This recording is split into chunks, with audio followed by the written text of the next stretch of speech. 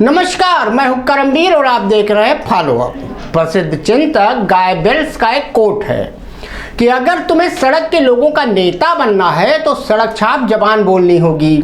और दूसरा कोट तो मोदी सर की मातृ संस्था के आइकॉन हिटलर का भी है कि किसी राजनेता के भाषण का मूल्य किसी प्रोफेसर पर पड़ने वाले असर से नहीं बल्कि इससे तय होता है कि वह सड़क चलते लोगों पर क्या असर डालता है। मोदी सर का प्राचीन काशी फिर क्योटो बनते बनते भले ही रह गया हो, लेकिन कल अपने संसदीय इलाके बनारस में अपना सम्मान उन्होंने करवा ही लिया।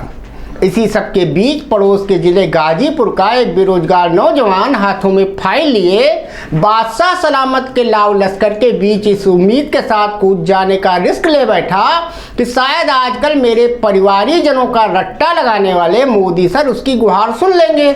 अब मोदी सर है विश्वगुरु, कोई चाय वाला, चौकीदार या प्रधान सेवक तो रहे नहीं कि काफिला रुकवाएं और लोगों की समस्याएं सुने, क्योंकि समस्या सुनने पर समाधान भी करना पड़ेगा, जो कि G20 से गदगद मोदी सर के लिए फिलहाल तो मुमकिन नहीं है। उन्हें राष्ट्र निर्माण में भी बहुत से चुनावी दौरे, रैली, खुद से खुद का सम्मान करवाने के साथ ही रमेश बिधूड़ी टाइप की और भी प्रतिभाओं को निखारना है। वैसे बिधूड़ी कांड से कम कोविड काल में बतौर स्वास्थ्य मंत्री के पद से पैदल कर दिए गए हर्षवर्धन और तकरीबन ठेलुआ हो चुके रविशंकर प्रसाद को कुछ स्कोप जरूर नजर आ रहा होगा। वैसे भी बेरोजगारी कोई समस्या है ही नहीं। मोदी सर की नज़र में ये बात उस बेरोजगार को समझनी चाहिए थी जो सेना में भर्ती के कागजों का लबादा पकड़े गुहार लगाने की बेकार सी कोशिश कर रहा था। जब 5 किलो राशन, सिलेंडर, शौचालय मिल ही रहा है तो नौकरी की क्या जरूरत। वैसे भी आजकल मोदी सर ने अपने मन की बात वाले रागमाला में कबूतर, सांप, जर्मनी की दृष्टिहीन लड़की के संस्कृत प्रेम का जिक्र कर ही दिया है। आज ही किया है, ताज़ा किया है। हाँ, ये अलग बात है कि अभी तक उन्हें मणिपुर और रमेश बिधूड़ी याद नहीं आ रहे। सो भारत के हे बेरोजगारों, कबूतर पालो, सांप पकड़ो। वैसे भी हम दुनिया भर में कभी सांप सपेरा के देश के रूप में ही जाने जाते थे, और अगर इस सबसे वक्त मिले तो रमेश बिधूड़ी के शब्दों का रट्टा लगाओ। 2024 में भी तो मोदी सर को लाना है, देश का डब्बा तभी गोल होगा। वैसे मोदी सर आजकल थोड़ा परेशान भी दिखते हैं। जब से नई संसद बनी है तब से कोई ना कोई स्यापा हो ही जाता है। अब जबकि 2024 की नैया डावाडोल नजर आ रही है, तब मोदी सर को विश्वकर्मा श्रम सम्मान योजना लानी पड़ रही है। ऐसे में सवाल ये उठता है कि स्किल इंडिया और मेक इन इंडिया क्या फेल हो चुकी योजनाएं बन गई। दूसरा ऐतिहासिक काम मोदी सर ने संसद के विशेष सत्र के दौरान महिला आरक्षण बिल पास करवा कर किया। मतलब उन्होंने एक ऐसा हवाई किला बनाया है जिसके जमीन पर उतरने का साल और तारीख किसी को नहीं पता। फिर भी इसका मतलब ये हरगिज नहीं है कि महिला आरक्षण के इतिहास बनाने में मोदी सर का दावा कहीं से भी कमजोर होता है। माना कि महिला आरक्षण के प्रयास करीब 3 दशक से चल रहे थे, ये भी माना कि इसके कई मसौदे, कई विधेयक पहले आ चुके थे। संसद में किसी ने कहा भी, जो जीता वही सिकंदर, बाकी बंदर। जो पहले कोई नहीं कर पाया मोदी सर ने करके दिखा दिया। बस जरा सा टाइम का पंचर फंस गया है। आरक्षण का कानून 2023 में बना रहे हैं मोदी सर। आरक्षण कानून 2026 के बाद कभी भी लागू होगा।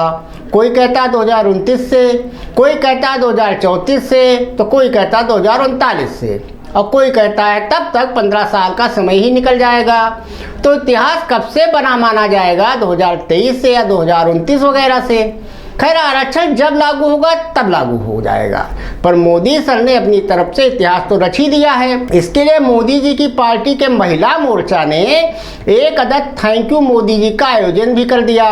बस देवताओं के फूल बरसाने की तो छोड़िए, पता नहीं क्यों मोदी सर के रोड शो टाइप की पुष्प वर्षा में भी पार्टी का महिला मोर्चा संकोच करने लगा। सिर्फ इतना ही नहीं, भाजपा महिला सशक्तिकरण के तौर पर फिल्म अभिनेत्री कंगना रनौत को भी नई संसद में पेश किया गया। संसद परिसर में भाजपा के सांसदों और नेताओं ने उनके साथ तस्वीरें भी खिंचवाईं। दरअसल कंगना ने एक मूवी माफिया का हवा खड़ा किया और अपने को उससे लड़ने वाली योद्धा के तौर पर पेश किया। इसमें उन्हें भाजपा का भी परोक्ष समर्थन मिला और सोशल मीडिया के जरिए ऐसा मैसेज बना जैसे मुस्लिम अभिनेता, निर्देशक, निर्माता आदि दुबई से गाइड होते हैं और कंगना उनसे अकेले लड़ रही हैं।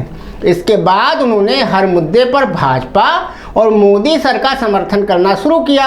यही नहीं, उन्होंने सार्वजनिक रूप से ये कहने में भी कोई गुरेज नहीं किया कि भारत को वास्तविक आज़ादी 2014 में मोदी सर के प्रधानमंत्री बनने के बाद ही मिली है। इस सब के बदले में उन्हें पद्मश्री से भी नवाजा गया।